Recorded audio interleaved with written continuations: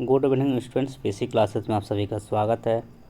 एक और नई वीडियो में जो आप लोगों के लिए लेकर के आए हैं क्लास 10 का ये आपका सामाजिक विज्ञान का मॉडल सिंपल पेपर है जो आपका सब्जेक्टिव क्वेश्चन का है और ये आपका सीट नंबर 5 है। इससे पहले मतलब 4 मॉडल सिंपल पेपर को इस चैनल पर अपलोड कर दिए हैं। ये आपका 5वां मॉडल सिंपल पेपर है जो सब्जेक्टिव है, जो सोशल साइंस का है। जैक बोर्ड के स्टूडेंट्स के लिए ये बहुत ही उपयोगी होगा यह मॉडल सिंपल पेपर।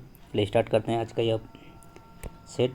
देखिए, आप सभी इंस्ट्रक्शन तो सभी लोग जानते हैं क्योंकि जो भी इंस्ट्रक्शन था वो फर्स्ट सेट में ही सभी बता दिए हैं कि 3 तरह का क्वेश्चन का टाइप रहता है। अति लघु उत्तरीय प्रश्न जो 2 नंबर का होता है, फिर आपका लघु उत्तरीय प्रश्न जो आपका 3 नंबर का होता है और आपका अंत में आपका दीर्घ उत्तरीय प्रश्न होता है जो 5 नंबर का होता है।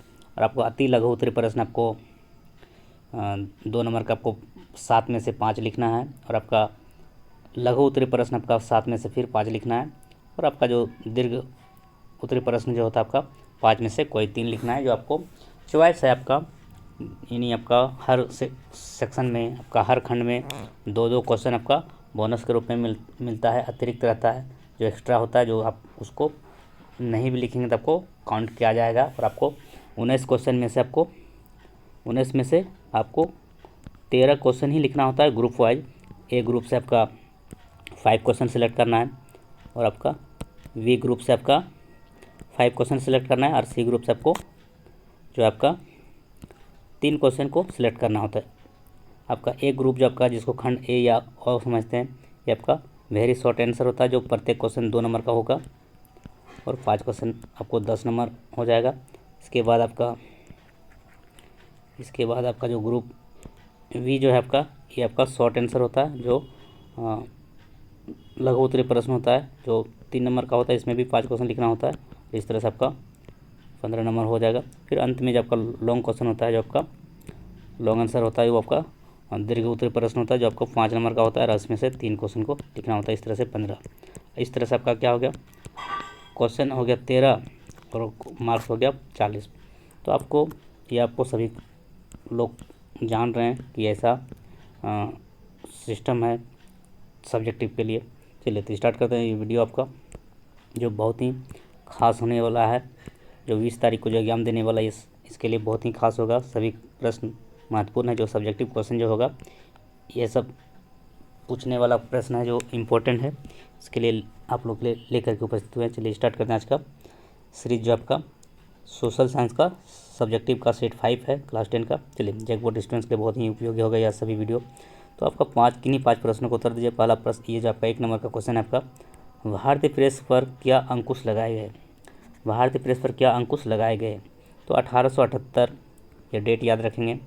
1878 ईस्वी में पास होने वाले वर्नाक्यूलर प्रेस एक्ट द्वारा भारतीय भाषाओं में छपने वाले प्रेस वालों को चेतावनी दी गई कि अगर उनके अखबार में पब्लिक को भड़काने वाली कोई खबर छापी गई तो पहले उसे चेतावनी दी जाएगी और उसके बाद उस अखबार को बंद किया जा सकता है। ये आपका उस पर अंकुश लगाया गया, नहीं रिस्ट्रिक्शन लगाया गया। तो मतलब वो बंदिश लगाया गया कि भारतीय प्रेस, आपको ऐसे भी पूछ सकता है 1 नंबर क्वेश्चन में कि वर्नाक्यूलर प्रेस एक्ट जो है कब उसको पास हुआ। तो वर्नाक्यूलर प्रेस एक्ट जो है वो 1878 ईस्वी में पास हुआ। तो इस पर अंकुश क्या लगाया गया था, 1878 ईस्वी में पास होने वाले वर्नाक्यूलर प्रेस एक्ट द्वारा भारतीय भाषाओं में छपने वाले प्रेस को चेतावनी दी गई कि अगर उनके अखबार में जो प्रेस है वर्नाक्यूलर प्रेस एक्ट, अगर उनके अखबार में पब्लिक को भड़काने वाली खबर छापी गई तो पहले उसे चेतावनी दी जाएगी, पहले उसको चेतावनी देगा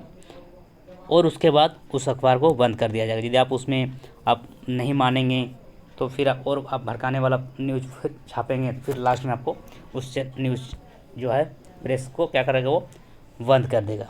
तो यही है उसका, उसी आपका भारतीय प्रेस पर यह अंकुश लगाया गया कि आप भड़काने वाले पेपर आप छापेंगे, न्यूज़ छापेंगे तो फिर आपका चैनल को बंद कर दिया जाएगा। चलिए अब नेक्स्ट क्वेश्चन देखते हैं आपका प्रश्न संख्या 2, प्रश्न संख्या 2 क्या है आपका, आयात शुल्क क्या है। जो आयात के लिए जो एक्सपोर्टिंग करता है कोई भी माल या कोई भी सामान, तो उसके लिए एक शुल्क लगता है, तो उसी के बारे में आपको बताना है, आयात शुल्क को परिभाषित करना है। आयात शुल्क क्या है, किसी दूसरे देश से आने वाली सभी चीज़ों पर वसूल किया जाने वाला जो शुल्क है वह क्या है, आयात शुल्क होता है। किसी दूसरे देश से आने वाले सभी चीज़ों पर, जो भी एक्सपोर्टिंग होता है, जो दूसरे देश से हमारे देश में जो लाया जाता है उसको बोलते हैं आयात। तो उसके लिए जो एक शुल्क निर्धारित किया गया है, क्योंकि आप यहाँ पर ला के बेचेंगे तो उसके लिए कुछ ना कुछ शुल्क देना होगा, तो उसी को क्या बोलते हैं, आयात शुल्क बोलते हैं। यह कर या शुल्क उस जगह पर लिया जाता है जहाँ से वह चीज़ देश में आती है। तो कहाँ पर उसका टैक्स लगता है, तो ये जो शुल्क है, आयात शुल्क जो हुआ उस जगह पर लगता है जहाँ से वह उस जगह से वहाँ पर लगता है जहाँ से वह चीज़ आती है। जैसे मान लिया अमेरिका से कुछ सामान भारत आ रहा है, तो वह अमेरिका में वो उसका आयात शुल्क लिया जाता है, यानी सीमा पर लगेगा। तो उस चीज़ आपका सीमा पर लगेगा, जो सीमा घुसेगा ताकि बाउंड्री में रहेगा ना, जो हर देश का सीमा होता है, तो उस या सीमा पर या फिर बंदरगाह हो सकता है। क्योंकि आने के लिए देखिए, कोई भी सामान को आयात करता है दूसरे देश से, हमारा देश आता है, उसको आयात बोलते हैं। तो और जो हमारे देश से दूसरे देश में जो सामान जाता है उसको निर्यात बोलते हैं। तो आयात का मतलब आना, तो आयात का मतलब आना, तो दूसरे देश से जब हमारे देश आएंगे, आयात होगा, या तो वो स्थल मार्ग से आएगा तो सीमा पर आएगा, तो सीमा में ही उसको उसका आयात शुल्क ले लिया जाएगा, या फिर बंदरगाह होके आएगा, पानी के जहाज़ से आएगा तो फिर बंदरगाह पर उसका आयात शुल्क ले लिया जाएगा, या फिर हवाई मार्ग से आएगा, एरोप्लेन से आएगा तो उस हवाई अड्डा पर उसको आयात शुल्क ले लिया जाता है। तो आपको इसी को बोलते हैं आयात शुल्क। जो एक्सपोर्टिंग टैक्स जो होता है वो आपको देना होता है, क्योंकि वो दूसरे देश का सामान आप हमारे देश में आप आयात कर रहे हैं, तो फिर उसके लिए आपको टैक्स देना पड़ता है। फिर वो निर्यात करेगा तो फिर उसको भी देगा।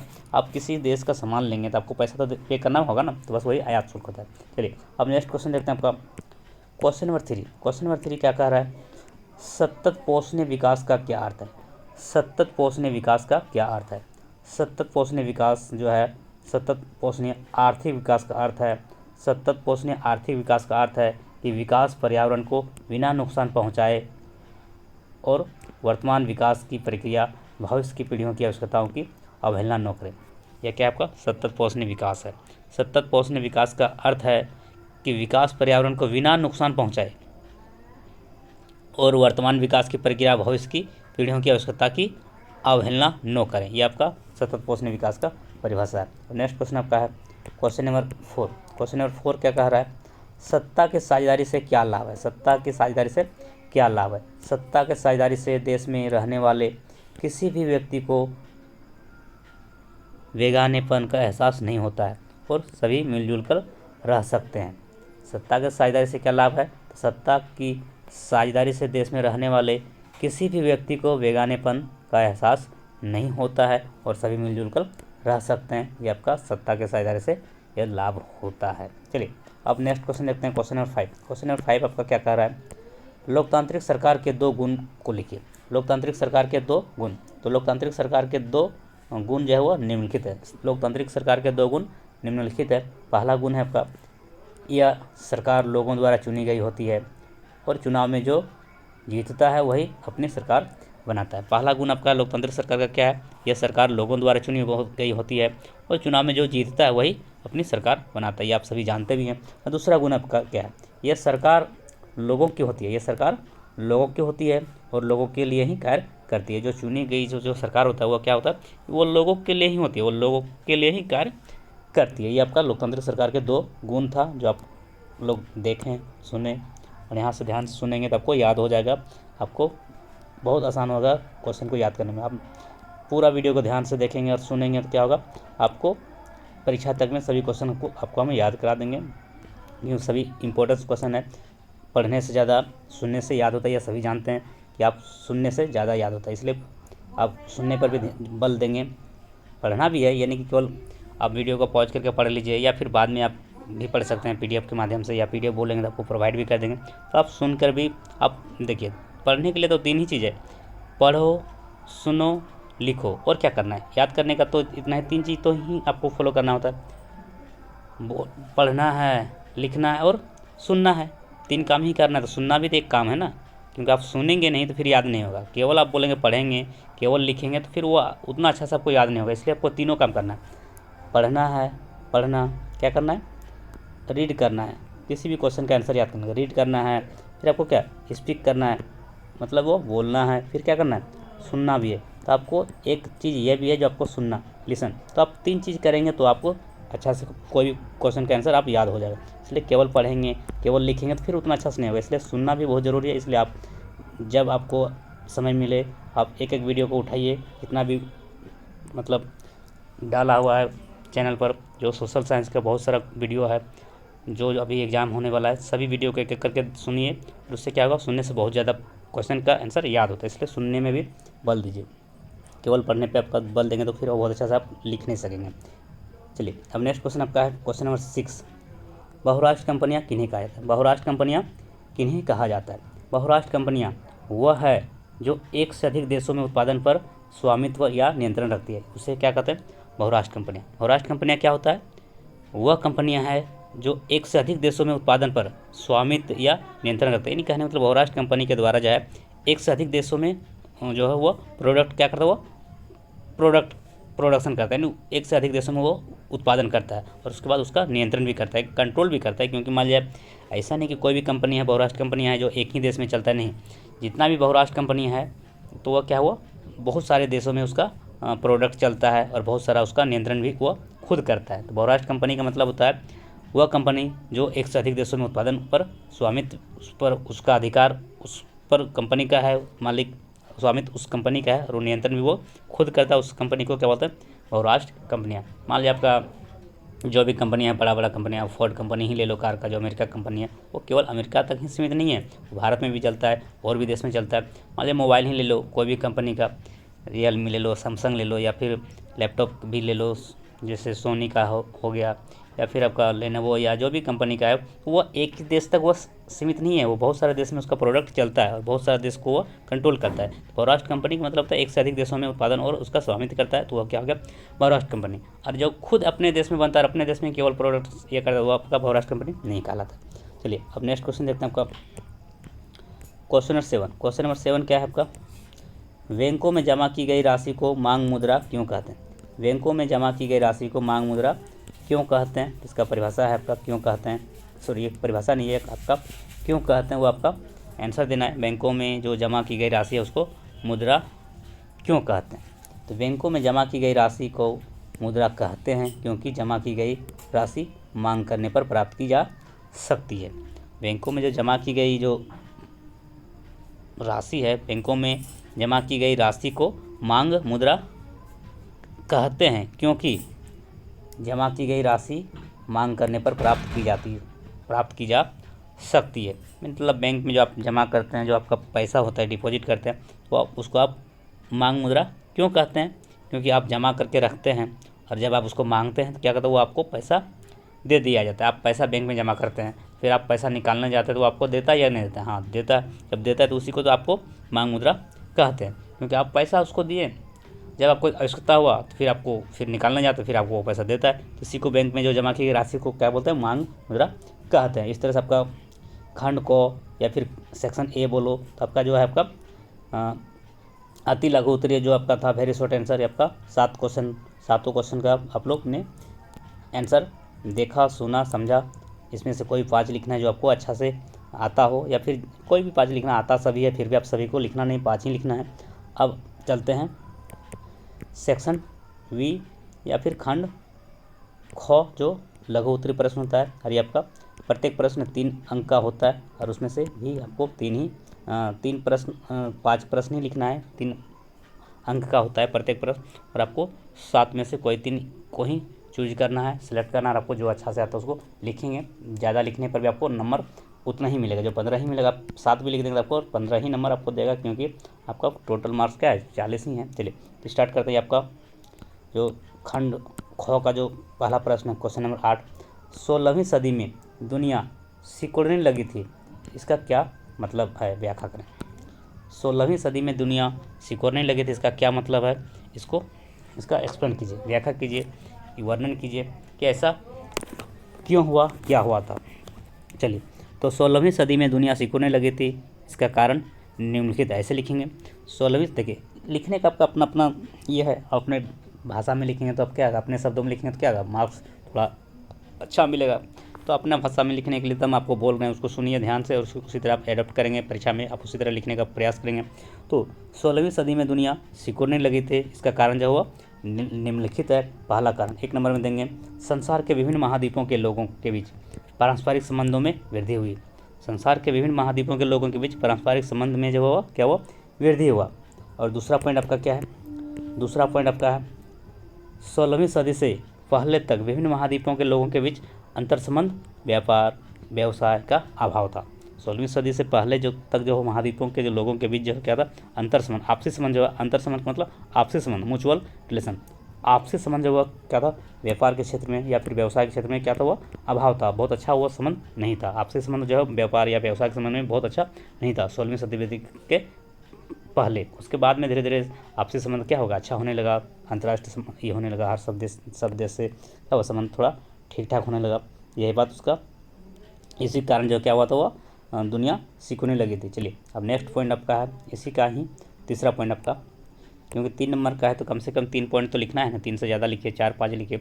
आपको पॉइंट नहीं पूरेगा तो इसी बात को और 1-2 पॉइंट बना देंगे और इससे आपको 5 पूरा देंगे, क्योंकि इतना बड़ा पॉइंट लिखने का कोई आवश्यकता नहीं है, आप इतना याद नहीं कर सकते। तो उससे उसी पॉइंट को 1 पॉइंट को 2 पॉइंट बना देना और आपको उससे आपको क्या होगा, नंबर मिल जाएगा। आपको कुछ ना कुछ आपको लिख करके जितना भी जगह है, खाली जगह जितना रहेगा उस प्रश्न के लिए उतना जगह आपको भर देना है और उस थोड़ा सा लिखने का प्रैक्टिस करेंगे, क्योंकि लिखेंगे नहीं तो क्या होगा, आप समय आपका 1.5 घंटा पार हो जाएगा और आप पूरा लिख भी नहीं पाएंगे। इसलिए लिखने का भी प्रैक्टिस करना है तो आपको लिख पाएंगे। चलिए तीसरा पॉइंट है, लेकिन 16वीं सदी में संसार में महाद्वीपों के बीच व्यापार, व्यवसाय, सांस्कृतिक विचारों का आदान प्रदान और लोगों की आवाजाही बढ़ी, जो अमेरिका से एशिया होकर यूरोप और अफ्रीका तक पहुंची। 16वीं शताब्दी या सदी में जो है संसार के महाद्वीपों के बीच क्या हुआ, व्यापार, व्यवसाय, सांस्कृतिक विचारों का आदान प्रदान क्या होगा, लोगों की आवाजाही क्या हो गया, वो बढ़ी, जो अमेरिका से एशिया होकर यूरोप और अफ्रीका तक पहुंची। यानी 16वीं सदी के बाद सब देश में उसका आवागमन क्या हो गया, वो बढ़ गया। चलिए अब नेक्स्ट क्वेश्चन देखते हैं आपका, क्वेश्चन नंबर 9। क्वेश्चन नंबर 9 क्या कह रहा है, क्वेश्चन नंबर 9 आपका, प्रिंटिंग प्रेस का किसने आविष्कार किया। देखिए प्रिंटिंग प्रेस का आविष्कार किसने किया और कौन सी पहली पुस्तक प्रकाशित की गई और प्रारंभ में प्रकाशित करने का कैसा तरीका था। चलिए इसको आप जानेंगे।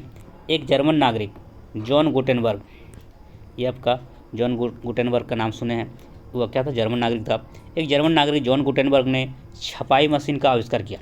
छपाई मशीन का जो प्रिंटिंग प्रेस का जो आविष्कार किया किसने किया, जॉन गुटेनबर्ग, जो कहाँ का नागरिक था, जर्मन का। एक जर्मन नागरिक जॉन गुटेनबर्ग ने छपाई मशीन का आविष्कार किया, अर्थात प्रिंटिंग प्रेस का आविष्कार किया। उसने पहली पुस्तक जो क्या लिखा, बाइबल। ये सभी क्वेश्चन को ऑब्जेक्टिव में पूछा गया है कि प्रिंटिंग प्रेस का आविष्कार किसने किया, जॉन गुटेनबर्ग, और वह इसने सबसे पहली पुस्तक जो प्रिंटिंग प्रेस में कौन सा पुस्तक छापी या छापा, तो वह बाइबल। तो ये सभी आपको ऑब्जेक्टिव में कराए हैं, आप वहाँ पर भी आप उसको देखेंगे, ये सभी का आंसर आपको वहाँ पर भी मिलेगा। हाँ तो उसने पहली पुस्तक बाइबल प्रकाशित की गई थी और यह भेड़ की खाली पर छापी गई थी। यह क्या था, जो बाइबल जो छपा हुआ था वो यह क्या था, भेड़ की खाली पर छापी गई, भेड़ का जो खाल होता है उस पर वो स्किन में छपा गया था। उसने अक्षर रांगे को ढाल पर बनाए थे, और अक्षर को क्या किया, तो रांगे के ढाल पर बनाए थे। नहीं, रांगा का जो होता है, रांगा जो धातु होता है, मिश्र धातु, उसके ढाल पर बनाए थे। और यह अक्षर जोड़कर शब्द तथा शब्द जोड़कर वाक्य बनाए, और यह अक्षर को जोड़ कर शब्द बनाया, और वह शब्द को जोड़ कर क्या किया, वो वाक्य बनाया। क्योंकि उसमें टाइपिंग तो अच्छा से नहीं, उसमें तो अभाव था ना टेक्नोलॉजी का, उसमें ऐसे ही करके वो छापा गया था बाइबल को। एक लकड़ी के फ्रेम में इन वाक्यों को जोड़कर रखा गया और इस तरह से इकट्ठे एक पृष्ठ तैयार हो गया जाता था, और इस टाइप के अक्षरों पर स्याही लगाकर उस फ्रेम को कागज़ में छापा जाता था। तो उसमें छपाई का बस उसी तरह का वो तरीका था, और उस तरह से क्या हो, इन टाइप के अक्षरों पर स्याही लगाकर उस फ्रेम को कागज़ पर उल्टा हाथ से दबा कर रख दिया जाता था, और इस तरह से एक एक करके पृष्ठ बनाए जाते थे। और इस तरह से धीरे धीरे पृष्ठों को जोड़कर पुस्तक तैयार की जाती। बहुत ही उसमें मुश्किल काम था पुस्तक को छापना या पुस्तक लिखना, क्योंकि उसमें बहुत सारा टेक्नोलॉजी का अभाव था। अभी तो बहुत आसान हो गया, टेक्नोलॉजी इतना हो गया कि अब तुरंत आप एक दिन में आपको बुक लिख करके दे देगा। उसमें बहुत अभाव था। देख रहे हैं कैसे छपा था, कैसे छपा था, छाल से छपा था। किसके छाल से? तो आपका भेड़ के छाल पे। ये जो पुस्तक बाइबल जो छपा गया था किसके द्वारा? वही गुटेनबर्ग के द्वारा। वो भेड़ के खाल से छपा गया था और उसके आगे का ढाल बनाकर वो बनाया गया था। चलिए, इस तरह से यह प्रश्न का उत्तर आप लोग को समझ में आ गया होगा। अब नेक्स्ट क्वेश्चन देखते हैं। Question number 10। क्वेश्चन नंबर 10 का भारत की अधिकांश जूट मिलें पश्चिम बंगाल में ही क्यों स्थित है? भारत की अधिकांश जूट मिलें पश्चिम बंगाल में ही क्यों स्थित है? नहीं, सभी जगह है, लेकिन अधिकांश जो मिल जो वो क्या है, पश्चिम बंगाल में है, क्योंकि उसका रीजन आप लोग जान लीजिए कैसे क्यों ऐसा है। तो भारत में अधिकांश मिल जो है वो अधिकांश जूट मिल जो है पश्चिम बंगाल में ही है, इसलिए क्योंकि ऐसा लिखेंगे, भारत की अधिकांश जूट मिलें पश्चिम बंगाल में ही है क्योंकि उसके बाद 1 नंबर ऐसे लिखने का प्रयास करेंगे, जैसे भारत की अधिकांश जूट मिलों के को पश्चिम बंगाल में स्थित होने का कारण। भारत की अधिकांश जूट मिलों को पश्चिम बंगाल में स्थित होने के कारण निम्नलिखित है। 1 नंबर में लिखेंगे, या को खो जैसे भी लिखो।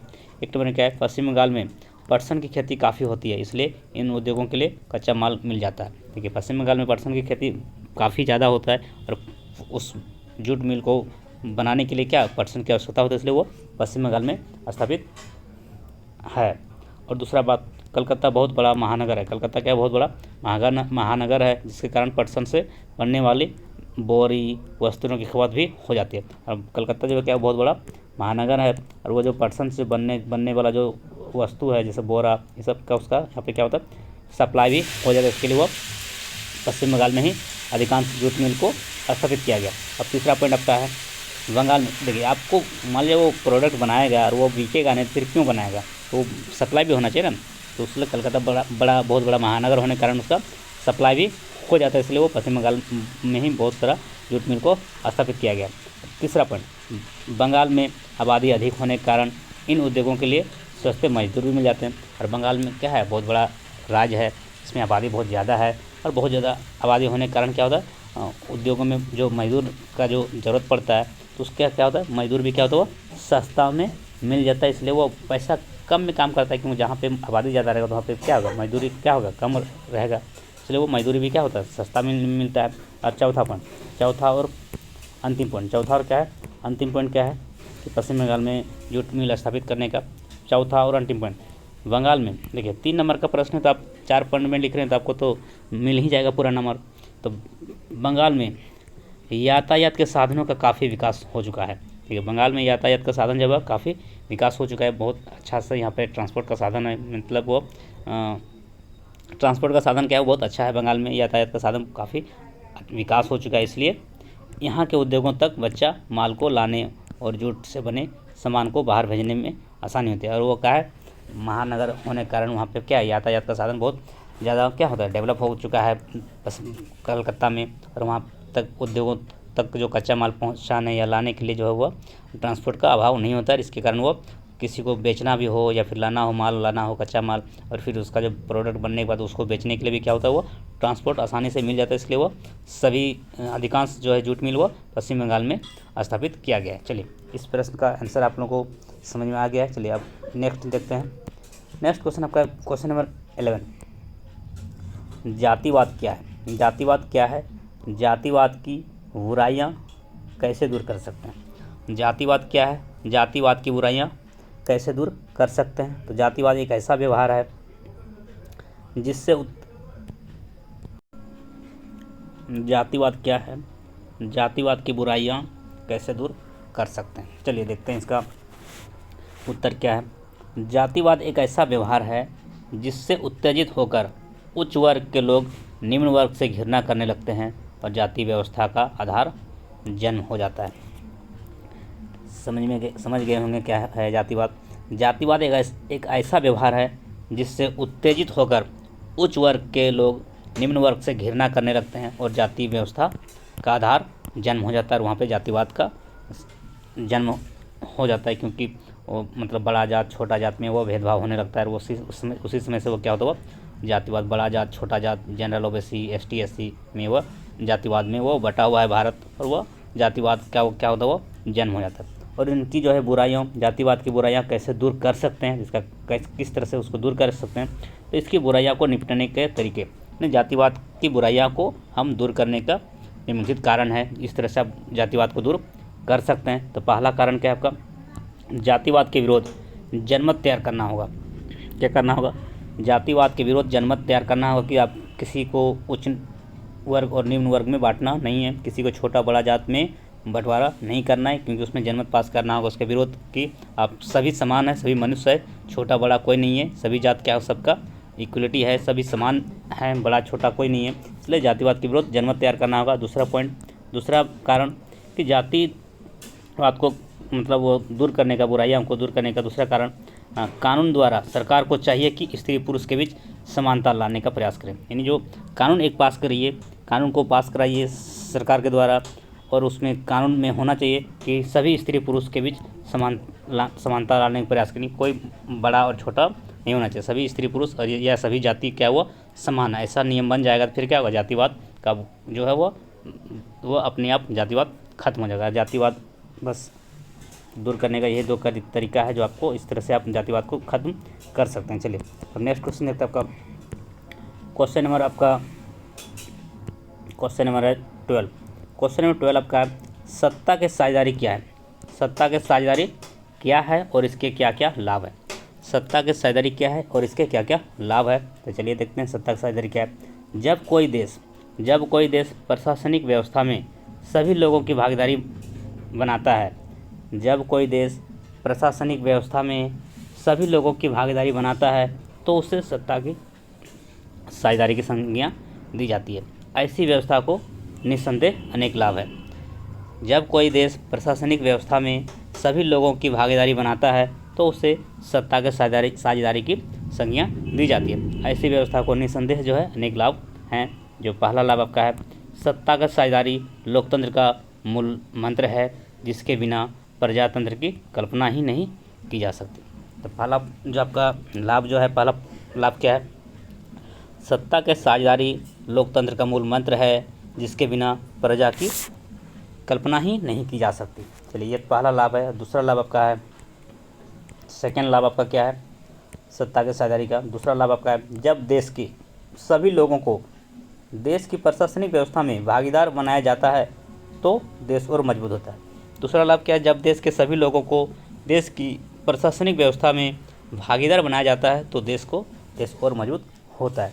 और तीसरा लाभ क्या है आपका, जब बिना भेदभाव के सभी जातियों के हितों को ध्यान में रखा जाता है और उनकी भावनाओं का आदर किया जाता है तो किसी संघर्ष की भावना नहीं रहती और देश निरंतर बिना किसी रुकावट के प्रगति के पथ पर चलता रहता है। बहुत अच्छा बात है। तीसरा पॉइंट कितना अच्छा बात लिखा है, जब बिना भेदभाव के सभी जातियों के हितों को ध्यान में रखा जाता है और उनकी भावनाओं का आदर किया जाता है तो किसी संघर्ष की संभावना ही नहीं रहती है कि वो भेदभाव होगा, क्योंकि सभी को समान, सभी के हित में सोच के यदि वो कोई काम नियम बनाएगा तो ऐसा संघर्ष में कभी ऐसा संभावना ही नहीं रहती है और देश निरंतर बिना किसी रुकावट के प्रगति के पथ पर चलता रहता है। ये आपका बहुत ही अच्छा बात है और देखिए इस तरह होना भी चाहिए देश का विकास के लिए, ये ज़रूरी भी है। हाँ, बेल्जियम ने सत्ता के साझेदारी की नीति को अपनाकर, देखिए बेल्जियम एक देश है जो क्या है, सत्ता के साझेदारी की नीति को अपनाकर न केवल एक और आपसी संघर्षों को दूर कर लिया वरना जो है वह क्षेत्र में निरंतर प्रगति भी करना शुरू कर दिया। बेल्जियम जो है सत्ता के साझेदारी की नीति को अपनाकर वह जो है केवल अपना समस्या को ख़त्म नहीं किया बल्कि वो बहुत आगे निरंतर प्रयास करते करते वो जो है बहुत आगे प्रगति भी वो करना शुरू कर दिया है बेल्जियम। चलिए इस तरह से आपका यह जो प्रश्न था 12 नंबर का प्रश्न का उत्तर आप लोग कर लिए। अब देखिए अब क्वेश्चन नंबर 13 देखते हैं। प्रश्न की संख्या 13, वैश्वीकरण से आप क्या समझते हैं। वैश्वीकरण से क्या तात्पर्य है, वैश्वीकरण से क्या अभिप्राय है, वैश्वीकरण से आप क्या समझते हैं, वैश्वीकरण क्या है। इस तरह से क्या आपका यह भी बहुत महत्वपूर्ण प्रश्न है जो वैश्वीकरण भी क्या है वो, वैश्वीकरण से आपका क्या तात्पर्य है, वैश्वीकरण से क्या समझते हैं, वैश्वीकरण क्या है, वैश्वीकरण किसे कहते हैं। ये सभी जो वैश्वीकरण जो है आपका बहुत ही महत्वपूर्ण प्रश्न है। जितना भी प्रश्न हम करा रहे हैं जो मॉडल सैंपल क्वेश्चन पेपर का बहुत महत्वपूर्ण है। बहुत महत्वपूर्ण क्या बोलें, 5-6 सेट जो आपको करा रहे हैं, 10 सेट हम ऐसे करा देंगे लेकिन आपका 4-5 सेट में ही आपका सभी क्वेश्चन आपको देखने को मिलेगा। लेकिन आपको हम ज़्यादा से ज़्यादा क्वेश्चन करा रहे हैं ताकि आपका तैयारी ज़्यादा हो सके। और ज़्यादा क्वेश्चन कराने का मतलब तैयारी ज़्यादा हो सके। क्वेश्चन तो सब वही रहेगा, बस घूम फिर के क्वेश्चन उतना ही है, बहुत ज़्यादा क्वेश्चन नहीं है। लेकिन ज़्यादा सेट कराने से क्या होता, आपका पढ़ने का जिज्ञासा बढ़ेगा। और क्वेश्चन तो सब सेट में मिला जुला के उतना ही है, बहुत ज़्यादा क्वेश्चन नहीं कराएंगे, बस सेट 10 करा देंगे, लेकिन आपका ये सब जो है आगे सेट में भी क्या होगा, रिपीट होने लगेगा। और इससे क्या होगा, आपको तैयारी अच्छा हो जाएगा। इसलिए मेरा प्रयास है कि 10 सेट करा देंगे, सब्जेक्टिव और ऑब्जेक्टिव तो ऑलरेडी करा दिए, बस एक मैराथन क्लास लाना है। सब्जेक्टिव का ऑब्जेक्टिव का पूरा एक ही वीडियो में 400 क्वेश्चन रहेगा, 400 ऑब्जेक्टिव रहेगा एक वीडियो में। मैराथन जो एक ही वीडियो में 400 क्वेश्चन को हम उसमें रखेंगे। और आपका जो चैप्टर वाइज, आपका जो सेक्शन वाइज जो है, हिस्ट्री, ज्योग्राफी और आपका सिविक्स और इकोनॉमिक्स का, हुआ एक एक वीडियो। देखिए हिस्ट्री का तो वीडियो अपलोड है, ज्योग्राफी का भी अपलोड है, अब आपको इकोनॉमिक्स का और सिविक्स का वीडियो अपलोड करना है। ये दोनों अपलोड कर देंगे, दो चैप्टर वाइज। उसके बाद फिर आपका जो मैराथन क्लास होगा, जो आपका MCQ का 400 क्वेश्चन का, वो आपको देख लेंगे। और इससे बाहर क्वेश्चन तो जाएगा नहीं। और मैप का एक स्पेशल वीडियो बना देंगे, जो मैप का, सभी मैप को हम अच्छा से एक्सप्लेन करेंगे। अभी हम मैप को अच्छा से एक्सप्लेन नहीं कर रहे हैं, लेकिन अब एक वीडियो में उसमें अच्छा से पूरा मैप को समझाएंगे, पूरा मैप का स्टेट को समझाएंगे, कहाँ पे कौन सा स्टेट का लोकेशन है, कौन सा राज्य किस जगह पर है, उसके बाद कौन सा राज्य में क्या क्या उत्पादन होता है, कौन सा बंदरगाह कहाँ पर है, कौन सा, जितना भी मैप का जो क्वेश्चन है, इससे आपको नहीं भी कम से कम 10 सेट में तो बहुत सारा आइडिया आपको मिल जाएगा। सभी को अच्छा से एक वीडियो में एकदम थोड़ा वीडियो को बढ़िया से अच्छा से उसमें काम कर रहे हैं। उसके बाद एक वीडियो आपका उसके लिए रहेगा, स्पेशल वीडियो, जो आपको 5 नंबर वहाँ से आपको निश्चित है मैप के लिए। चलिए तो बात करते हैं, यह 13 नंबर प्रश्न, वैश्वीकरण से आपका क्या तात्पर्य है। चलिए वैश्वीकरण को हम परिभाषित करते हैं। वैश्वीकरण का अर्थ है हमारी अर्थव्यवस्था को संसार की अन्य अर्थव्यवस्थाओं से विदेशी व्यापार एवं विदेशी निवेश द्वारा जोड़ना। क्या कहता है, वैश्वीकरण कहलाता है। वैश्वीकरण का अर्थ है हमारी अर्थव्यवस्था को संसार की अन्य अर्थव्यवस्थाओं से विदेशी व्यापार एवं विदेशी निवेश द्वारा जोड़ना ही क्या कहलाता है, वैश्वीकरण कहलाता है। और इस कार्य में बहुराष्ट्र कंपनियां बड़ी महत्वपूर्ण भूमिका निभाती है। वैश्वीकरण के लिए जो क्या हुआ, बहुराष्ट्र कंपनियां बहुत बड़ा रोल प्ले करती है। और जब वे अपनी इकाइयाँ संसार के अनेक देशों में स्थापित करती है, तो क्या होता है, वो वैश्वीकरण जो वह स्थापित हो पाता है। तो वैश्वीकरण का मतलब आप सभी को समझ में आ गया होगा कि वैश्वीकरण जो है क्या हुआ, हमारी अर्थव्यवस्था को संसार के अन्य अर्थव्यवस्थाओं से विदेशी व्यापार एवं विदेशी निवेश द्वारा जोड़ना ही क्या कहलाता है, वैश्वीकरण कहलाता है। इस कार्य में बहुराष्ट्र कंपनियां बहुत बड़ी भूमिका निभाती है, क्योंकि वो बहुराष्ट्र कंपनी के चलते ही क्या होता है, वैश्वीकरण स्थापित हो पाता है। और जब वे अपनी इकाइयाँ संसार के अनेक देशों में स्थापित करती है, वैश्वीकरण के कारण ही। चलिए अब नेक्स्ट क्वेश्चन देखते हैं, क्वेश्चन नंबर 14, राष्ट्रीय ग्रामीण नरेगा का जो शॉर्ट नाम लिखा हुआ है, राष्ट्रीय ग्रामीण रोजगार गारंटी अधिनियम।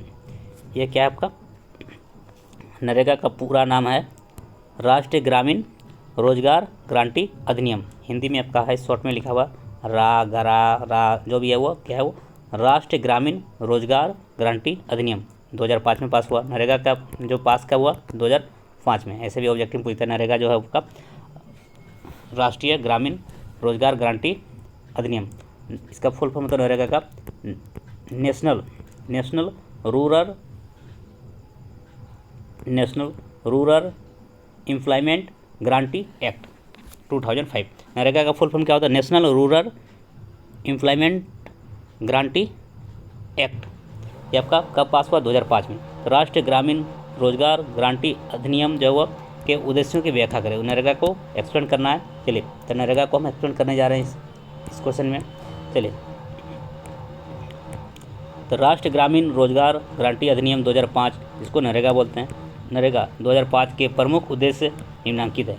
नरेगा के प्रमुख उद्देश्य निम्नांकित है। पहला, इस अधिनियम के अंतर्गत उन सभी लोगों को जो काम करने में सक्षम है और जिन्हें काम की ज़रूरत है, उन्हीं को सरकार द्वारा वर्ष में 100 दिन के लिए रोजगार की गारंटी दी जा गई है। देखिए इस अधिनियम के अंतर्गत, नरेगा के अंतर्गत उन सभी लोगों को जो काम करने में सक्षम है, जो काम करना चाहता है और जिन्हें काम की भी आवश्यकता भी है, ज़रूरत भी है काम करना, क्योंकि बिना काम से उसको वेतन कैसे मिलेगा, वेतन नहीं मिलेगा तो फिर उसका पारिवारिक जो आपका हुआ है वह फिर नहीं चलेगा जीवन यापन। तो इसलिए जिसको जो काम करने में सक्षम हो और जिन्हें काम की आवश्यकता है, उसको जो है सरकार के द्वारा नरेगा के तहत जो क्या हो 100 दिन के लिए रोज़गार की गारंटी दी जाती है कि 100 दिन कम से कम साल में 100 दिन आपको रोज़गार देंगे। उससे ज़्यादा भी मिलेगा वो सही है, लेकिन कम से कम एक साल में 100 दिन आपको काम की गारंटी और उतना दिन काम भत्ता देंगे। नहीं काम देंगे तो आपको रोज़गार भत्ता देंगे और आपको और काम दे दिया तो अच्छा बात है। ये 100 दिन की गारंटी सरकार देता है जो काम करने वाला है उसके। जो नहीं करना चाहेगा तो अलग बात है। ये आपका पहला उद्देश्य है। दूसरा उद्देश्य नरेगा का दूसरा उद्देश्य क्या रहेगा? प्रस्तावित रोजगारों का 1/3 भाग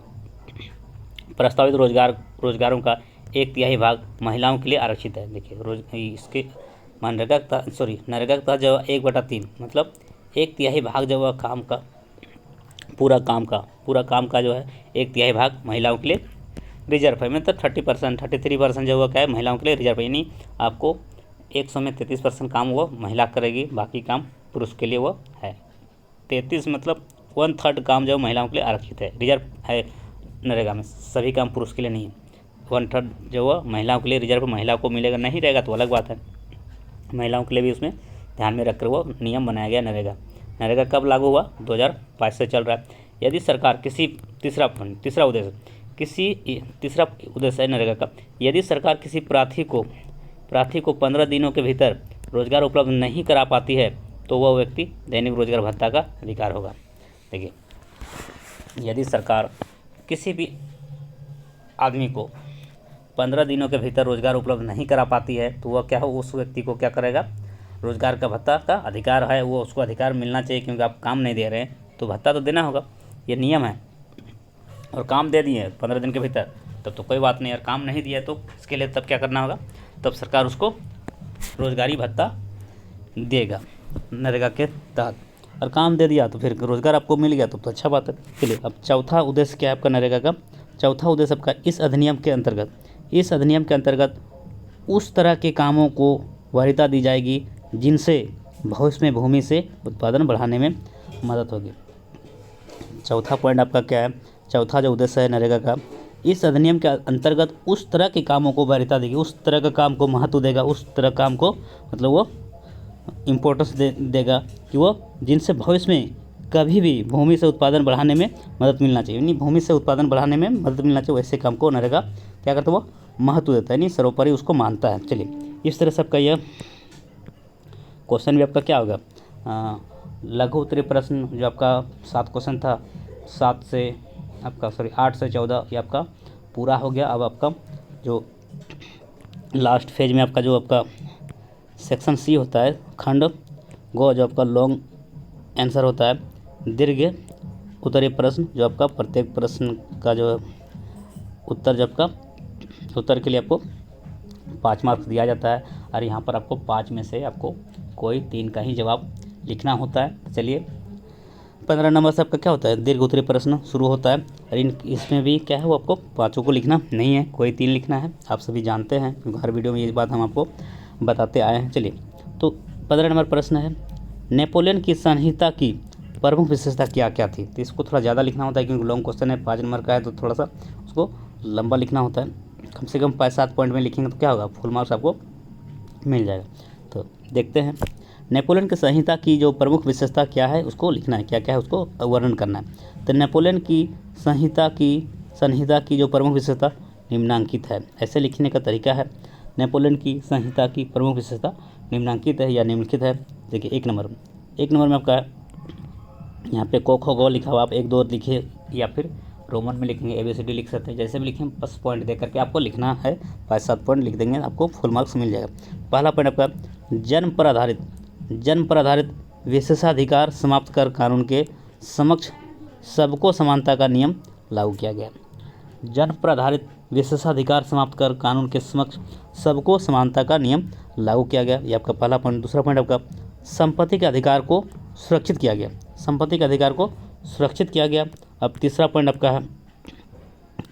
आपका है प्रशासनिक विभाजनों को सरल बनाना, सामंती प्रथा की समाप्ति, किसानों को भू राजस्व और जागीरदारी शुल्क से मुक्ति कराना, ये आपका तीसरा आपका इसका क्या है उद्देश्य है। किसके लिए इसका उद्देश्य है? नेपोलियन की संहिता की प्रमुख विशेषता है, ये आपका तीसरा विशेषता है। क्या विशेषता है? कि प्राथमिक प्रशासनिक विभाजनों को सरल बनाना, सामंती प्रथा की समाप्ति, किसानों को भू राजस्व और जागीरदारी शुल्क में से मुक्ति। ये सभी जो है वो विशेषता है आपका नेपोलियन संहिता के। अब देखिए चौथा विशेषता आपका है कारीगरों के श्रेणी संघों के विभिन्न नियंत्रण की समाप्ति। कारीगरों के श्रेणी संघों की विभिन्न नियंत्रण की समाप्ति। अब पाँचवा पॉइंट आपका है यातायात और संचार व्यवस्था में सुधार किया गया। यातायात और संचार व्यवस्था में सुधार किया गया। और छठा पॉइंट आपका है मानक माप तोल के पैमाने और नई मुद्रा चलाई गई। मानक माप तोल, यहाँ पे माप होगा, गलती लिखा गया, माप तोल के पैमाने और नई मुद्रा चलाई गई। ये विशेषता है नेपोलियन संहिता का। अब छठा पॉइंट आपका है सातवां पॉइंट आपका देखिए 5 से ज़्यादा पॉइंट लिखना है, क्योंकि 5 से ज़्यादा लिखने से आपको फुल मार्क्स मिल जाएगा, इसलिए 5 से कम लिखना नहीं है, हमेशा 5 से ज़्यादा पॉइंट लिखना है। इसमें 7 है तो बहुत अच्छा है। हाँ, सातवां पॉइंट आपका वस्तुओं और पूंजी के राष्ट्रीय आवागमन में सहूलियत दी गई।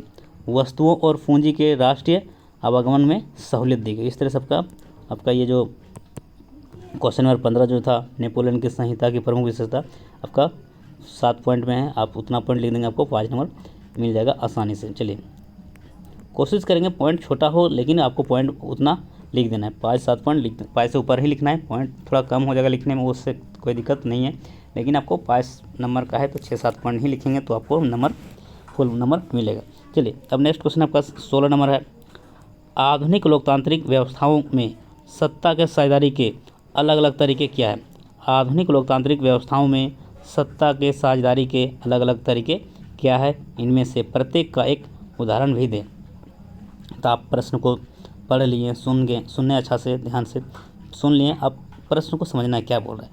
आधुनिक लोकतांत्रिक व्यवस्थाओं में सत्ता के साझेदारी के अलग अलग तरीके क्या है उसको बताना है, फिर इनमें प्रत्येक का एक उदाहरण भी देना है। चलिए तो देखते हैं आधुनिक लोकतांत्रिक व्यवस्थाओं में सत्ता के साझेदारी को अलग अलग तरीके से निम्नांकित है। आधुनिक लोकतांत्रिक व्यवस्थाओं में सत्ता की साझेदारी को अलग अलग तरीके से निम्नांकित है, इसको बता रहे हैं। देखिए 1 नंबर आपका क्या है, सत्ता के बंटवारे का पहला रूप हमें सरकार के 3 अंगों सरकार के 3 अंग विधायिका, कार्यपालिका और न्यायपालिका में सत्ता के बंटवारे में मिलता है। सत्ता के बंटवारे का जो पहला रूप है हमें सरकार के 3 अंगों विधायिका, कार्यपालिका और न्यायपालिका में सत्ता के बंटवारे में मिलता है। जैसे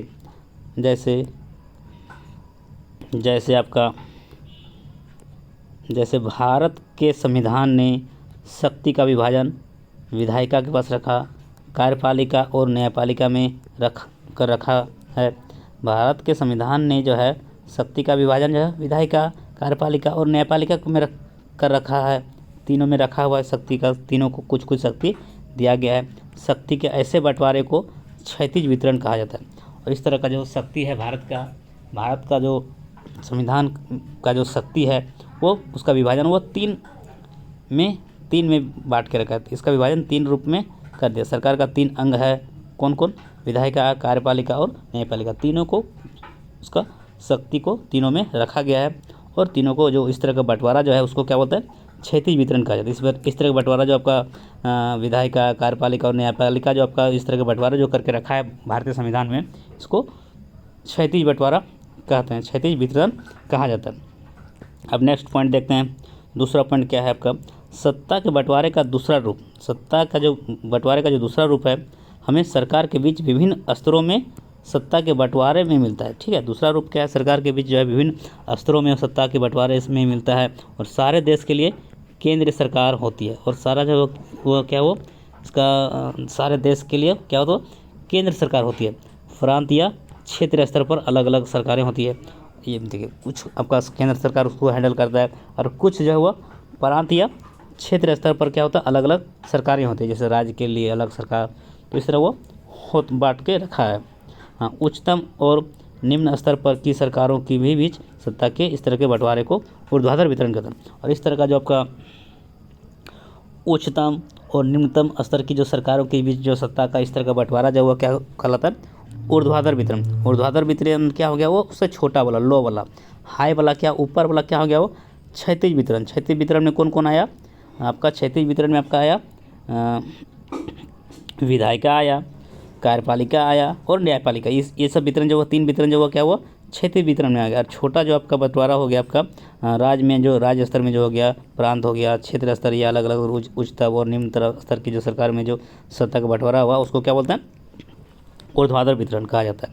भारत के संविधान में केंद्र और राज्य सरकारों का शक्तियों को अलग अलग सूचियों में बांट दिया गया है। अब भारत का जो संविधान है उसमें क्या करता है, केंद्र और राज्य सरकार की जो शक्तियाँ को क्या करता है, वो अलग अलग सूचियों में बांट दिया गया है। और तीसरा पॉइंट आपका है, सत्ता का कई बार बंटवारा सामाजिक समूहों, जैसे सत्ता का बंटवारा जो है कई बार सामाजिक समूहों में भी कर दिया गया है, जैसे भाषा समूह और क्या आपका धार्मिक समूह में भी कर दिया जाता है। इस तरह सत्ता का जो बंटवारा जो है कई स्तर पर धार्मिक और भाषा समूह में भी कर दिया जाता है। बेल्जियम की सामुदायिक सरकार इस व्यवस्था का एक उत्तम उदाहरण। बेल्जियम के सामुदायिक जो सरकार का इस व्यवस्था का एक उत्तम उदाहरण बेल्जियम में ऐसा व्यवस्था है। अब देखिए चौथा पॉइंट आपका है, कई बार सत्ता का बंटवारा राजनीतिक दलों एवं दबाव समूह में भी कर दिया जाता है। कई बार सत्ता का बंटवारा जो है राजनीतिक दलों एवं दबाव समूह में भी कर दिया जाता है। आप पढ़े भी हैं, नेक्स्ट वीडियो में आपको बताए थे, अगले जो प्रीवियस वीडियो जो आपको अपलोड किए थे उस प्रीवियस वीडियो में ये चीज़ बताएं, राजनीतिक दल क्या है, सत्ता दबाव समूह क्या है, उसका अंतर दोनों को हम स्पष्ट किए। तो आप प्रीवियस वीडियो में ये चीज़ आप पढ़ चुके हैं, राजनीतिक दल और दबाव समूह क्या है। तो कई बार जो है सत्ता का बंटवारा राजनीतिक दलों एवं दबाव समूह में भी कर दिया जाता है। यदि अनेक पार्टियां मिलकर सरकार का निर्माण करती है तो सत्ता का बंटवारा भी विभिन्न पार्टियों में ही कर दिया जाता है।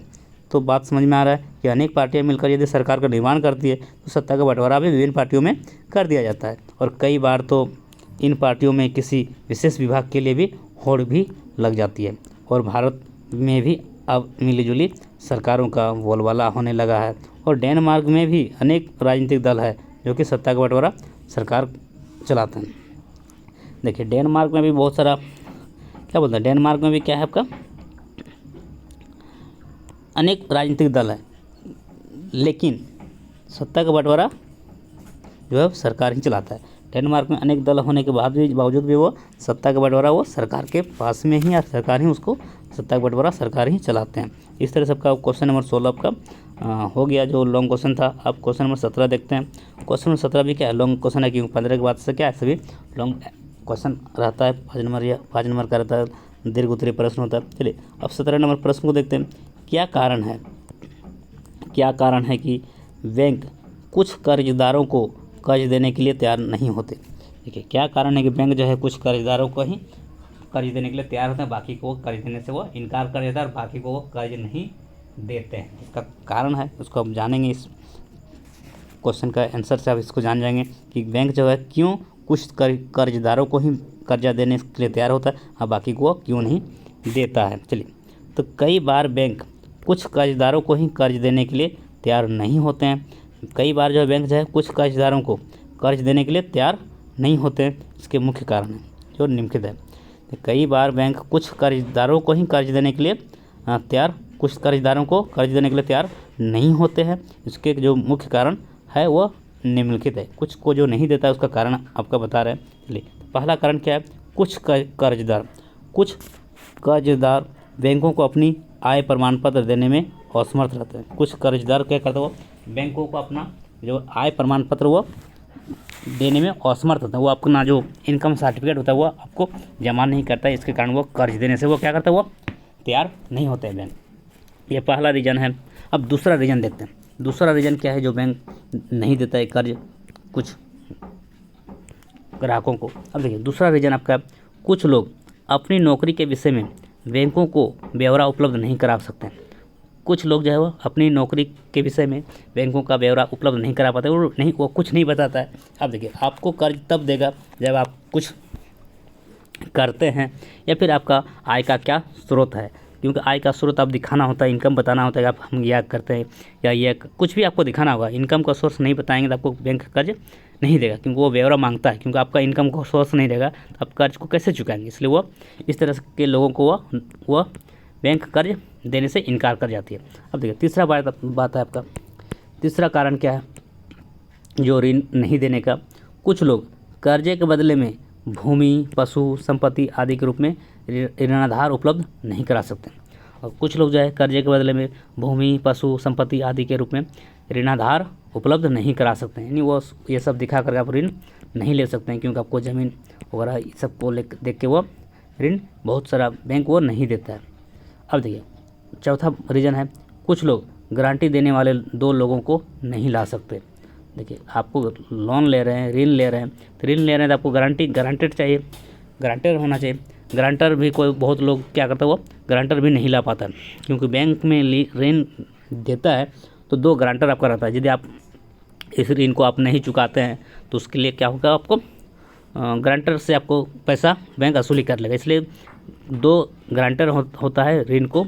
ऋण आप लेंगे तो आपके लिए आपको दो गारंटर को लेके जाना होगा बैंक, और वो दोनों गारंटर से आपको ये लिया जाएगा कि आप वो ऋण नहीं चुकाता तो आपको उस स्थिति में आपसे बैंक वो वसूली करेगा। इसलिए वो कुछ लोग, क्योंकि गारंटर बहुत आदमी नहीं बनता है ना, क्योंकि आप नहीं दीजिएगा तो उसको तो चुकाना पड़ेगा, इसलिए गारंटर भी आपका जो अपना होता है वही आपका गारंटर बनता है। इसलिए कुछ लोग गारंटी देने वाले लोगों को भी वो नहीं ला पाते, इसके कारण उसको ऋण देने से इनकार कर जाते हैं बैंक। और जो कर्ज न देने पर उनका भी कर्ज चुकाना का गारंटी दे सके, समझ रहे ना। जब वैसा भी गारंटर होना चाहिए ना कि जब वो कर्ज नहीं चुका सकेगा जो ऋण ले रहा है, तो उस स्थिति में कर्ज न देने पर उनका कर्ज चुकाने की गारंटी दे सके। तो ऐसा गारंटर भी बहुत होगा कि वो तैयार नहीं होगा, कि आपके लिए कोई रिस्क नहीं करना चाहेगा ना।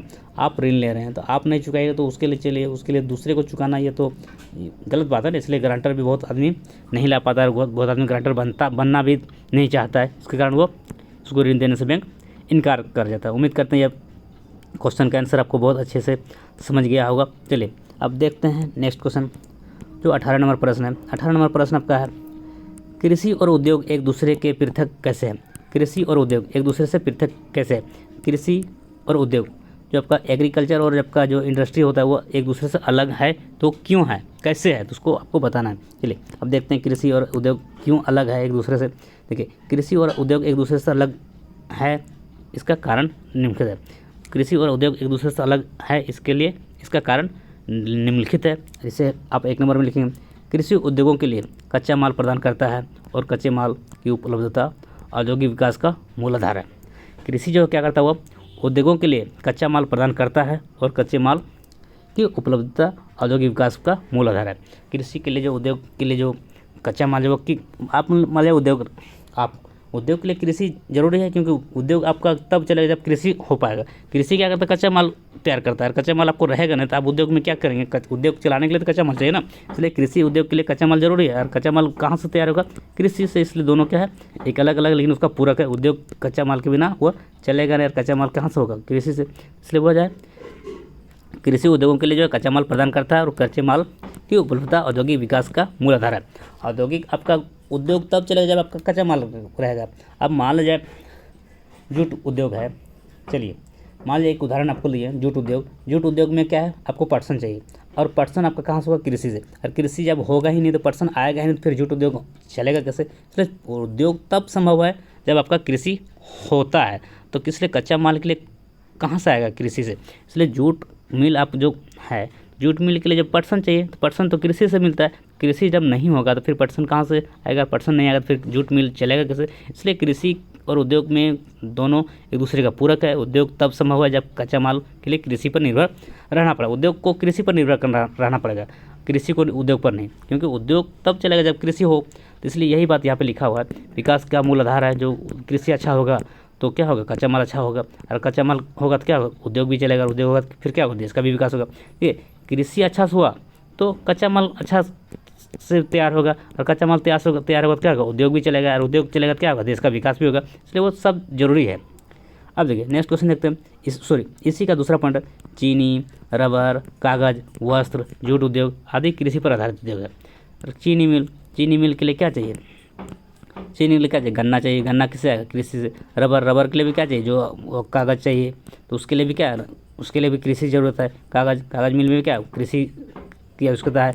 वस्त्र, जूट, ये सभी मिल के लिए जो सभी उद्योग जो है, चीनी उद्योग, रबर उद्योग, कागज़ उद्योग, वस्त्र उद्योग, जूट उद्योग, ये सभी क्या है, वो कृषि पर आधारित है। कृषि अच्छा होगा तो ये सब उद्योग उस पर डिपेंड है। इन्हें कृषि ही नहीं होगा तो फिर क्या, ये सभी उद्योग का कोई काम नहीं है, क्योंकि उद्योग चलेगा ही नहीं, वो कच्चा माल ही नहीं बनेगा, और कच्चा माल के बिना ये उद्योग क्या करेगा, कुछ नहीं करेगा। इसलिए कृषि पर आधारित ये सभी उद्योग है, चीनी उद्योग, रबर उद्योग, कागज़ उद्योग, वस्त्र उद्योग, जूट उद्योग, सभी क्या है वो कृषि पर आधारित उद्योग है। इसलिए वो क्या है वो यह, क्योंकि कच्चा माल कृषि से ही प्राप्त होता है, कृषि से ही कच्चा माल प्राप्त होता है, और कच्चा माल प्राप्त होगा तो क्या होगा, उद्योग चलेगा। इसलिए कृषि बहुत ज़रूरी है उद्योग को चलाने के लिए। अब नेक्स्ट पॉइंट जो आपका कृषि आधारित उद्योग, भारत की विशाल जनसंख्या के दैनिक जीवन की आवश्यकता वस्तुओं का उत्पादन करते हैं, इससे लोगों को रोजगार मिलता है। कृषि आधारित उद्योग जो है भारत की विशाल जनसंख्या के दैनिक जीवन की आवश्यकताओं को वस्तुओं और उत्पादन करते हैं, और इससे लोगों को रोजगार मिलता है। जैसे मतलब चीनी उद्योग है, रबर उद्योग, कागज़ उद्योग, वस्त्र उद्योग, जूट उद्योग, ये सभी में क्या है वो कच्चा माल का आवश्यकता है। इससे क्या होता है, बहुत सारा लोगों का क्या होता है वो रोज़गार उससे जुड़ा हुआ है। इससे क्या होता है, बहुत सारा रोज़गार उससे मिलता है। चलिए अब नेक्स्ट पॉइंट जो आपका है, उद्योगों के कारण ही कृषि उत्पादों की मांग पैदा होती है। उद्योगों के कारण ही कृषि उत्पादों की मांग पैदा होती है। उद्योग है तब आपका क्या होगा, कृषि से उत्पादन करने वाला जो उत्पाद है उसका क्या होता है, मांग बढ़ता है। क्योंकि वो चीनी मिल होगा तो चीनी मिल के बाद क्या होगा, चीनी के लिए गन्ना की आवश्यकता होगा, और गन्ना का क्या होगा, मांग बढ़ेगा, क्योंकि वो गन्ना चाहिए। मान लीजिए आपका जूट मिल है, जूट मिल में क्या होता है, जूट को तैयार करने के लिए क्या चाहिए, पटसन, तो पटसन का क्या होगा, मांग बढ़ेगा। क्योंकि कृषि उद्योग के कारण क्या होता है, कृषि का उत्पादों की मांग भी पैदा होती है। क्योंकि वो उद्योग ही नहीं रहेगा तो कच्चा माल का आवश्यकता ही नहीं रहेगा, क्योंकि वो क्या करेगा कच्चा माल। तो उद्योग से ही क्या होता है, कृषि का उत्पादों की मांग भी बढ़ती है। इसलिए उद्योग भी जरूरी है, नहीं तो फिर आप किसान बेरोजगार हो जाएंगे ना। जब आप कृषि करेंगे, कच्चा माल तैयार करेंगे और वो कोई खरीदेगा ही नहीं, तो फिर क्या होगा, तो फिर बेरोजगारी तो और हल नहीं होगा। क्योंकि आपको सबको ज़रूरत है, आप उद्योग रहेगा तो उद्योग से क्या होगा, कुछ पैसा मिलेगा। आप कृषि करेंगे, खेती करेंगे, और खेती का जो आपका कच्चा माल कोई खरीदेगा नहीं, तो फिर कोई खरीदेगा नहीं, तो फिर आप उस कच्चा माल को क्या करेंगे। तो इसलिए सब ज़रूरी है, कच्चा माल आपको के लिए उद्योग ज़रूरी है, और उद्योग से क्या होता है, हर आदमी को उससे कुछ फ़ायदा भी होता है। चलिए इसलिए वो किसानों की अच्छा मूल्य मिलता है, और कृषि के का जो मांग है वो क्या होता है, बढ़ता है, और उससे क्या होता है, किसानों को अच्छा मूल्य भी मिलता है। क्योंकि उद्योग के कारण वो सब क्या होता है, वो सारा मांग जो है वो क्या होता है, उसको अच्छा पैसा भी मिलता है किसान को। इससे उनकी उत्पादन क्षमता भी वृद्धि होती है, उससे क्या होता है, उसका स्थिति सही होता है, उसका क्षमता भी क्या होता है, उससे बढ़ता है। और क्या होता है, कृषि का आधुनिकीकरण का भी संभव होता है, और इस तरह से क्या हो, कृषि और अच्छा से हो पाता है। क्योंकि उद्योग ही नहीं रहेगा तो फिर कृषि भी आदमी नहीं करना चाहेगा ना, क्योंकि उसका वो खरीदेगा ही नहीं कोई, तो फिर वो क्यों उगाएगा। तो कृषि भी आपका तब अच्छा से हो पाएगा जब उद्योग भी चलेगा। उद्योग चलेगा तो उद्योग क्या करेगा, उस कच्चा माल को अच्छा पैसा से खरीदेगा, और इससे किसान का स्थिति भी सुधरेगा, और उससे क्या होगा, उसका उत्पादन क्षमता भी वृद्धि करेगा। इससे क्या होगा, कृषि का आधुनिकीकरण भी संभव होता है। इस तरह से यह प्रश्न का उत्तर आप सभी को समझ में आ गया होगा। अब देखते हैं लास्ट क्वेश्चन है, अंतिम क्वेश्चन इस सेट का, दिए गए भारत के जो रेखा मानचित्र का जो है वो बताना है भारत के 5 पतन का नाम। तो आप इसको हम नेक्स्ट वीडियो में, नेक्स्ट जो स्पेशल वीडियो लाएंगे उसमें हम अच्छा से एक्सप्लेन करेंगे। अभी आपको हम थोड़ा सा हिंट्स दे रहे हैं कि आपको भारत में जो आपका 5 पतन है, जैसे तमिलनाडु, जैसे आपका मुंबई है, कोची है, इस तरह से आपका जो बंदरगाह है, जो उसको पोर्ट पतन बोलते हैं हिंदी में, अंग्रेजी में बंदरगाह पोर्ट बोलते हैं, हिंदी में पतन बोलो या बंदरगाह बोलो। तो वह 5 पतन को बताना है, और जैसे कलकत्ता हो गया, इस तरह से आपको बताना है। तो सबसे पहले आपको याद करना होगा भारत में 5 प्रमुख पतन का नाम। तो 5 प्रमुख पतन का नाम याद कर लिए, तो आपको ये बताना होगा कि वो किस जगह पर। तो सबसे पहले तो आपको बताए थे, इस तरह का क्वेश्चन को करने के लिए सबसे पहले ये भारत का मैप को आपको याद रखिए, और भारत का मैप को याद रखिए, और भारत का मैप पे कौन सा राज्य का जगह कहाँ पर है। मान लीजिए ये राज्य आपको पता हो गया कि किस जगह पे कौन सा राज्य है, तो फिर आप याद कर लेंगे कि कहाँ पर कौन कौन बंदरगाह कहाँ पर है। उस तरह से आप 5 बंदरगाह को आप दिखा देंगे, तो इस तरह से आपको 5 नंबर आ जाएगा। तो इसलिए अलग से इसका स्पेशल वीडियो हम बनाएंगे, जो आपको ये सभी चीज़ों को बताया जाएगा अच्छा तरीका से। इसलिए आपको इसको हम अभी बाद में एक्सप्लेन करेंगे। जैसे मान लीजिए यहाँ पर आपका है, इस क्वेश्चन के लिए आपको जो आंसर देना चाहेंगे, तो यहाँ पे 5 बंदरगाह आपको हम बता दे रहे हैं। मुंबई है, कलकत्ता है, कोची है, विशाखापट्टनम है, चेन्नई, और भी बहुत सारा बंदरगाह है, लेकिन आपको प्रमुख 5 बोला है। प्रमुख 5 में क्या है, मुंबई है, कलकत्ता है, कोची है, विशाखापट्टनम और चेन्नई है। ये सभी जो बंदरगाह है, मुंबई का है महाराष्ट्र में, कलकत्ता तो आप जानिए पश्चिम बंगाल, कोची कहाँ है आपका केरल में है, और आपका क्या है विशाखापट्टनम क्या है आंध्र प्रदेश में, और चेन्नई आपका कहाँ है तमिलनाडु। इस तरह से आपका 5 जो बंदरगाह है, पाँचों बंदरगाह के लिए क्या स्टेट आपको पता होना चाहिए कि मुंबई कहाँ है, महाराष्ट्र का लोकेशन कहाँ है, कलकत्ता है तो पश्चिम बंगाल आखिर कहाँ है मैप में, कोची कहाँ है, तो आपको मैप में आना चाहिए ना कि चेन्नई कहाँ है। तो आपको जब मैप में आपको चीज़ पता रहेगा तो आपको यहाँ पर आप देख रहे हैं मुंबई है, मुंबई आपको पता ही है मतलब क्या है, महाराष्ट्र है, तो महाराष्ट्र में क्या है मुंबई है, यहाँ पे दर्शा दीजिएगा। फिर मान लीजिए यहाँ पे पश्चिम बंगाल है, पश्चिम बंगाल यहाँ पे दर्शा दीजिएगा। फिर यहाँ पे चेन्नई है, तमिलनाडु यहाँ पर है, तमिलनाडु में आपका चेन्नई आता है। यह क्या आंध्र प्रदेश, विशाखापट्टनम का आंध्र प्रदेश। आपको ये पता होना चाहिए विशाखापट्टनम किस राज्य में है, चेन्नई किस राज्य में है, मुंबई किस राज्य में है, कलकत्ता किस राज्य में है। फिर आपका कोची यहाँ पर केरल में है कोची। तो ये सभी आपको आना चाहिए। बहुत सारा बंदरगाह है, आपको तो 5 ही लिखना है ना, आपको 5 लिखना है। तो बंदरगाह आपको पता है लेकिन उसका स्टेट पता होना चाहिए ना। और स्टेट खाली पता होने से नहीं होगा कि वह महाराष्ट्र मुंबई में है, कलकत्ता पश्चिम बंगाल में है, विशाखापट्टनम आंध्र प्रदेश में है, तो आपका कोची केरल में तो आप कर देंगे नहीं। आपको इतना जानकारी रखने के बावजूद भी आपको मैप में पता होना चाहिए कि उसका जगह कहाँ, उस स्टेट का लोकेशन कहाँ है। जब आपको उस स्टेट का लोकेशन आपको मालूम हो जाएगा कि यहाँ पर महाराष्ट्र है तो फिर आप उसको दर्शा देंगे। यहाँ पर पश्चिम बंगाल है तो आप दर्शा पाएंगे, यहाँ पर आंध्र प्रदेश है, यहाँ पर आपका क्या है केरल है, तो यहाँ पर आपका तमिलनाडु। तब आपको लोकेशन, तो सबसे पहले आपको यह प्रयास कीजिए कि पूरा भारत का नक्शा में, भारत का जो मैप है, भारत इंडिया का जो मैप है उसी में पूरा स्टेट का लोकेशन आप याद कीजिए कि कौन सा स्टेट कहाँ है। तब जा करके ये सभी प्रश्न, जो आपका मैप वाला प्रश्न आपको आसानी से आप कर पाएंगे। इसलिए सबसे पहला काम कीजिए कि पूरा इंडिया का मैप को आप देखिए और इससे याद कीजिए कि कौन सा स्टेट कहाँ पर है, और तब फिर आप कौन सा फसल कहाँ उत्पादन होता है उसका, वो बात का चीज़ है, उसको हम करा देंगे। एक वीडियो लाएंगे जो बहुत जल्द लेके आएंगे और सभी मैप का समाधान एक ही वीडियो में आपका हम कर देंगे। तब तक के लिए आप लोग चैनल पर बने रहेंगे और सभी वीडियो को आप लोग विजिट करेंगे, और जितना भी आपको आवश्यकता होगा वीडियो का हम आपको इस चैनल पर अपलोड करते रहेंगे। आप लोग मुझे सपोर्ट करें और आप इससे इस तरह का और भी अच्छा वीडियो हम आपको लेकर आएंगे।